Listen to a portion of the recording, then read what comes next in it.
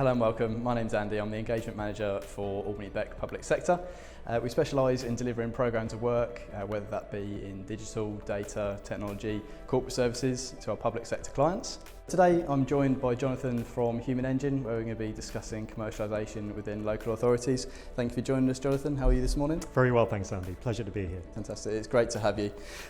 So before we begin, could you give us a little bit more information about yourself, Human Engine, and what it is you do? So I'm the Managing Director of Human Engine, which is a consulting and training firm that I founded last year with a number of colleagues who joined me from the public sector.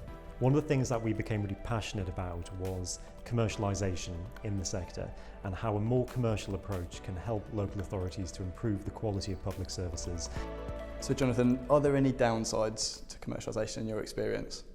I'm one of the strongest advocates of a more commercially minded approach in the public sector, so it might not surprise you to hear me say, Andy, that no, I don't think there are any downsides.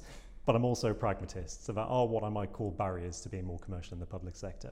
That having been said, we have seen a huge shift in mindset over the last few years. So I think at the start of this journey, there were a small number of councils who were very strong in their entrepreneurial ambitions and their commercial aspirations, and there was a larger number who were a bit more sceptical about it. It's easy to understand why that is. So these are political organisations, and it can often be difficult to square the views of elected members with a desire to be more commercial in your approach. For staff in public service, they've entered a life of public service because they care deeply about providing services to residents and to local communities. And in many cases, that's some of the most vulnerable people in our society. So you can see why talking about being more commercial, if people interpret that strictly to be starting to generate money from public services, would be a barrier that people would need to overcome.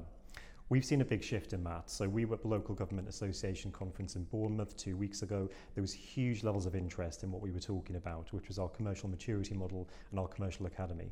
And a lot of that interest was from elected members, and not necessarily elected members for the parties that you would think would jump on this bandwagon so quickly.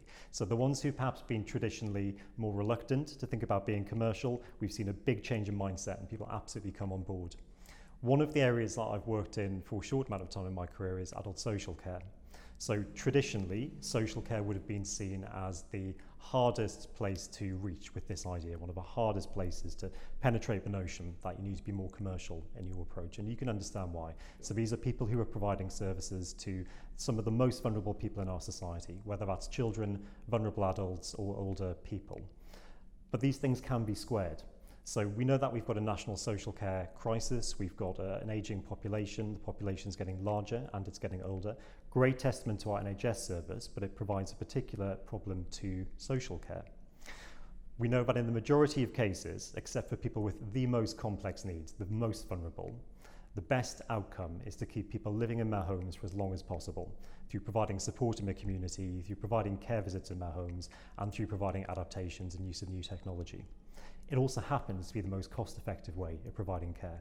Far, far more cost-effective than putting people into a residential care home for a long period of their life.